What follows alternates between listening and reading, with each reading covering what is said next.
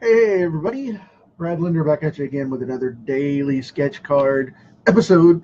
So in this one, we're doing part two of this big piece for the original Invaders. I'm gonna take a second and post this over with the page so everybody will be able to see it and on the channel. And we'll get this underway in 3, 2, 1. There we go, cool deal. Now, hey Brian, I'm going to be jumping up into this corner here, up into this top corner. So I'm going to adjust my camera a little bit. Bear with me just a second. I'm going to pull this up a little because I want it to be just a little bit higher so we can see that. Because right here is my sketch that I'll be working on. So I'm going to kind of turn this a little bit so we can see it a little better. And I'm going to be working on the Human Torch today. Now, this is not Johnny Storm from your Fantastic Four fan belt, okay? Understand that this is not Johnny. This is the original Fantastic Four influenced character from the original Marvel Comics, the original Human Torch, which you see in the red suit. If you've seen the Iron Man films, if you saw the second Iron Man film, the man standing in the glass tube in the red Speedo, the full body unitard, is in fact the original Human Torch standing there.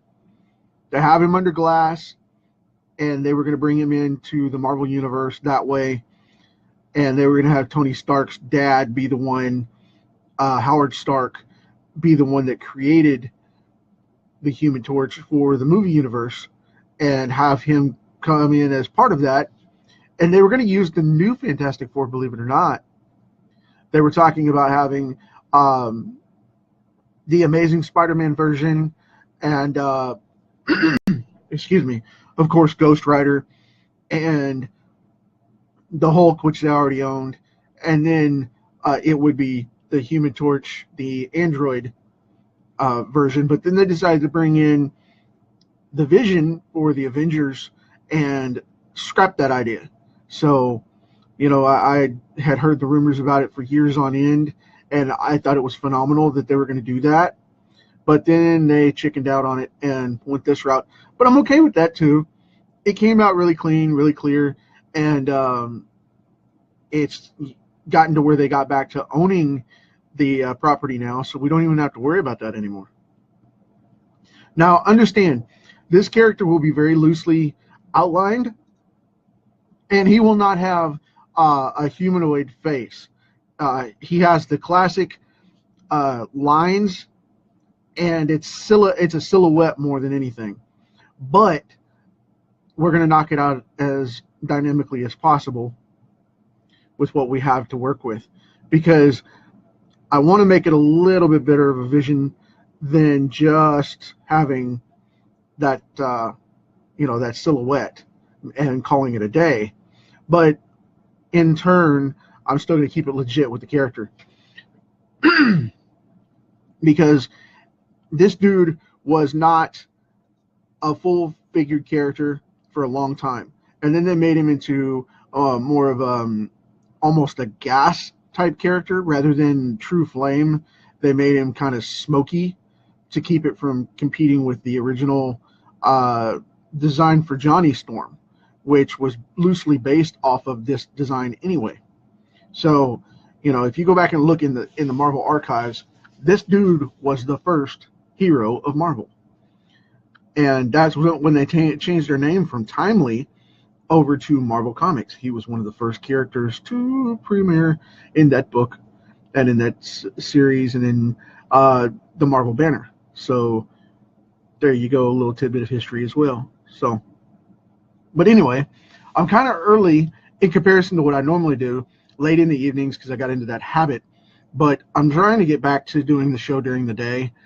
It's just easier on everybody, and I tend to be a little more productive in that time zone because I do my marketing during the late part of the hours of the evening. So I tend to drift a little bit and get more into the marketing side of things. and people have asked me to bring it back up earlier in the day so they can watch it and, you know, waste their work day and not be productive, but yet watch me. So whatever works, whatever works. I'm game. You guys are watching me and enjoying this stuff, so that's what I do it for. So awesome. Putting that hip flexor right there. Now, I'm going to draw in this flame pretty simple. It's going to be pressured from this side coming up because he's coming forward and going downward. So what I'm having to do is drop in from the top here. So you'll notice this part of the flame and these under edges are going to have a round curved area to them, and then the flames will kind of streak upward and back this way. So that's where we're going to be at with this one once I get this anatomy cut in. And I want to go ahead and cut in this design first because he is one of those characters that's really, really easygoing and easy to define as far as that goes. I really, really, really like cutting into this guy because he comes out so clean so fast. And everybody's like, well, you're just drawing the silhouette. No wonder, man, you're not putting in any detail. Well, yeah, and yes and no. Because I am putting in the detail. It's just you have to put in the dynamic pose. Because with this character, all the power comes from the pose itself, not necessarily the design of the character. Think about that one. It's just, it is what it is. I'm going to turn it back around here so I can see a little bit better of the, a little bit better detail on the dynamic edge here for the arm, because I don't want to be all over the place. Now, I'm just going to cut this forearm right in here really quick, kind of bulbous, and go from there. Now, I know that looks funky at first, but I'm going to have him bending that arm out like this and folding it in. And this is a classic move for foreshortening the arm and the bicep without cutting it all up because it's folded all up on itself. Now I'm going to come in here and put in this thumb right in here like that. Just very simple. I'm not going to overdo it and, you know, make it crazy or whatever. A lot of people are just freaking out over that lately. You know, that hand's not perfect. Well, you know, if you look at your anatomy, yours isn't either. Everyone has flaws. Everything is off even on one side. Truly it is. It's uneven on one side. And then you have, you know, your scars and your corks and your perks and whatever. You know, I mean, you have a great looking feature here, a great looking feature there, or you don't have, you know, the same feature here or the same feature there. And it's a hit and miss situation, you know. Anatomy goes either way. It can, I mean, as long as you have the basic principle structure there, you're pretty good with being able to freely and artistically interpret what you draw thereafter. And I'm not making excuses by any means. I'm saying it has to be there, but it may not have to be there in the same exact way that someone else visualizes it. So if you're doing art, you know, go in and do your thing and knock it out. And so many people don't because they're afraid of what other people are going to say about it. Me, I really don't care. I have fun with it. And if you like it, you like it. If you don't, you don't. Sometimes I don't like it. And I'll tell you, for most of my life, I've been my own worst critic, as most artists are. So, you know, you can't say anything to me that I already haven't said tenfold, and just like no one else can say anything else to you. So if you're an inspired artist and you want to do this stuff, get in there and do it, and don't be afraid of it, because then what you'll have is a mess of hodgepodge emotions where people have messed with you, and then you end up, you know, 70 years old and you haven't done anything because you decided, oh, now I'm at the retirement home and people can finally decided that I can draw. Well, what good is that going to do you, you know, in the long run? Knock it out. Get in there, do the job, make it happen. Now, we're going to cut in on this face a little bit, and I'm going to start right in here. I'm going to draw this eye line because he has this V-taper eye line to structure his eyes as to where they are. And the way the torch works is he has this brow like this. It's just a constructed brow. Very simple. No eyebrows, just a ridge. And that's the only mask that you see in this character's face. Everything else is heat signatures with the old classic Johnny Storm lines. Which, of course, like I said, this isn't Johnny, so we don't have to deal with that. Now, what I like to do is I like to put in a little bit of an eye ridge like this, where the eyes would be, silhouette style, and then come down straight off of that right into the face. And I give him more of a ski mask look rather than going in for the nose, because I just don't like the way that looks with that, you know, that nose line in there. And then I build up the brow a little bit like this, making them a little bit higher and then slope back down so there's an arch to them. And then I go into the forehead and I'll put in a couple of guides so I don't go all crazy with it like that. And then I'll come down and do this. Very simply, very clean. Don't monkey with it too much because then you'll make a mess of it. And this is the original Human Torch. This is the way he came out, plain and simple. There were a few lines across here. I know everybody's expecting a bunch of different details and stuff, but this is the way this character was designed. And I really, really have fun with him. You can put in a highlight right here and slope it across the chest like this to show that curve of that muscle as he's moving around. And then go in and put in a little bit different slope and a different angle for the rest of the chest so you show that it's still moving throughout. Okay? It's that simple with this guy. A lot of people will make him go all crazy and get detailed, you know, and look like Johnny Storm naked running around, you know, and it's not the same character. It's really not, because the Android version of the Torch didn't have that, you know, that good looking capability. He was literally a man on fire. So this is just exactly the way we're going to do it. And I know that most people may feel that I'm copying out on this, but the thing is I'm not. I'm going by the original traditional design, and this is the way he was drawn for, oh Lord, the entire early Invaders series. And I think they hit like 100 issues where these three were on board with that. And Toro came in and he was the same way. And to differentiate the character, they gave him more of a human feel and look like Johnny Storm from the Fantastic Four. So you had that going on throughout the entire series. But for me, this guy right here is where it is at. I mean, plain and simple. I love this character. I think he's underutilized in the Marvel Universe. I don't think he got the respect he deserves as a character because of Johnny Storm and Stan Lee's revamp of the character and revitalization of the character, because he wanted to bring Namor back. He wanted to bring Captain America back. He wanted to bring the Human Torch back in some way, form, or fashion for the Marvel's hero line. And that's what he did. I mean, back then they used to all clone each other's creations anyway. So, I mean, it wasn't like it was a huge thing. It wasn't a huge problem. Everybody had a Catman. Everybody had, you know, because I have Catman Evolution in my comics. And, you know, there's 10 different versions of classic 1940 to 1960 Catman characters. The same Catman from Holyoke that my character is based on, which is public domain, which my character is the grandson of that original character. Marvel has a version of him that runs around in a black suit, and they've never used him. DC has a version of him that's a villain. So, you know, I believe Dynamite Comics has, with their Dynamite Entertainment, with their Boom line and their Project Heroes, they have a version of him called Mancat, which reverses the names.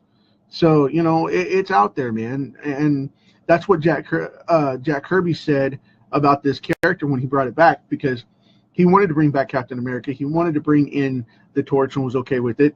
And it was Stan Lee that jumped in all that stuff as far as these characters go. But they were the first characters of Timely Comics when they made the transition over to Marvel. So they existed previous to the Marvel days. And a lot of people don't know that. Bill Everett created the Submariner and had that character out there for the longest time before they ever did that, you know. So that was one of those things.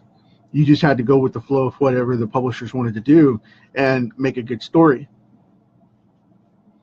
But that's why we have the standards we do now on comics and publication and things like that we do, because of the work that those guys did prior, setting the standard with each individual publisher having to have, you know, certain copyright, certain trademark, certain abilities, certain traits of character, certain definition of separation of design to design, and going from there. It's really, really serious. There's a lot of people out there that don't know how that works, and they try to rip people off all the time. But, you know, that's what attorneys are for. But still, I see it all the time. Matter of fact, I heard a case of it this morning. My buddy Rusty Gilligan got ripped off on eBay this morning, and he posted about that, and he told me about it. We had discussed it a little bit prior to him talking about it and posting. And, you know, that's one of those things. You have to use your own original work, and you have to keep it to yourself, and you don't need to tear stuff up and rip other people's work down to get your point across. So don't do that. You know, I hear and see about that all the time, and I work with a lot of attorneys and firms to keep them apprised of it, you know. So if I see you ripping somebody off, yes, I'll be the first one. I'll snitch you out. I'll do it. So, because I don't want someone coming along and stealing my stuff, you know. So that's par for course. But let's see what we can do with this arm here. And, you know, the funny thing was Johnny Storm had a humanoid face, a human face, but had this same kind of stridation across the character for years, right up until the late 90s. And then when they did that revamp where Jim Lee changed him up, he started to get more of the human look and less of this particular type of thing going on, because they changed him up to where he looked more human, and they progressed it to where he eventually looked like a solid human, no lines, no burning stripes, and represented Johnny Storm as the Human Torch in flame, and that was it. And he had his full human appearance, very smooth, very light, very well lit, which I like. And I've always thought that Johnny should be that way, out of respect of not being the torch that this character is representing, you know. So now we're going to go in with this flame.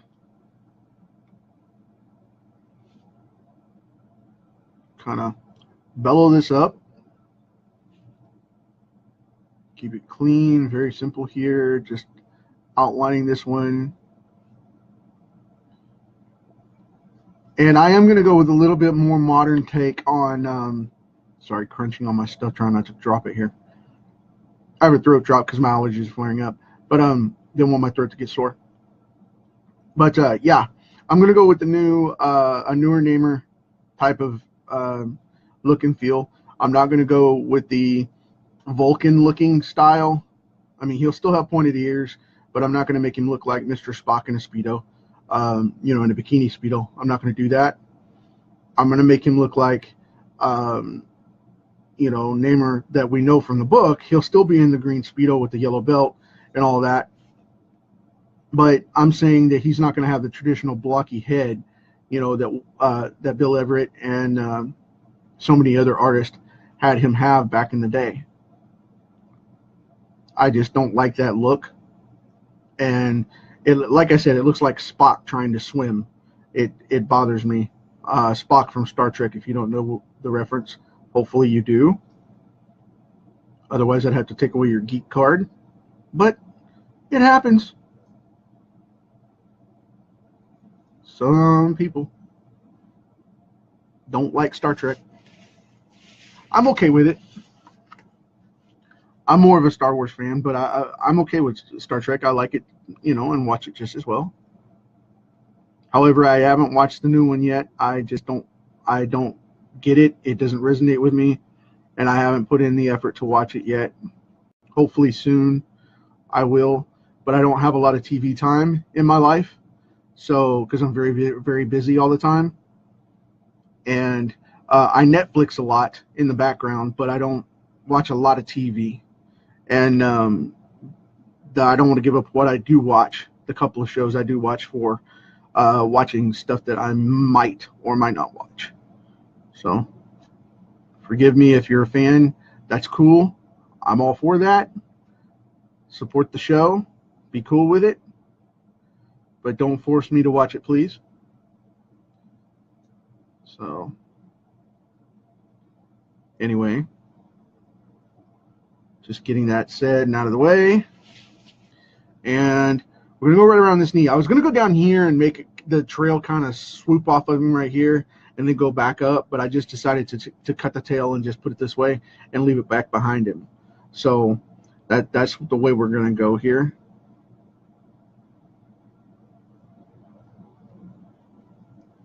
And I want to keep that moving that way.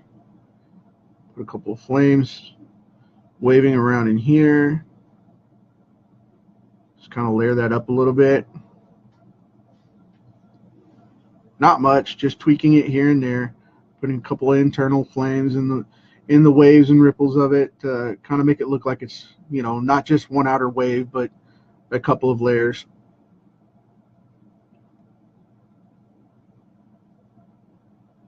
Okay, there we go. We've got that. Now I'm going to pop in this tail right here.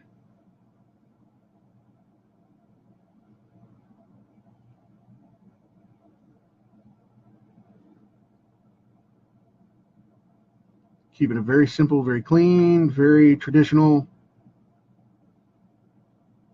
Pop out my lid here. I made this side a little thin on the peaks, so I'm going to kind of add the tails here. There we go. Cool deal. Now we have Captain America and the Human Torch, and that is the way it's going to be right now because I don't want to go in and black that out. I want to come in and ink this and color it up and make it really, really pop heavy. So what I'm going to do is when I have the Namer character in, the Submariner character in, he'll be over here somewhere. And whenever I log this in, what I will do is I'll ink it, and then I'll put in a border to make them pop out over the edges just a little bit, like Cash Slit down here, that kind of thing, or whatever I do, you know, the shield or whatever pops over.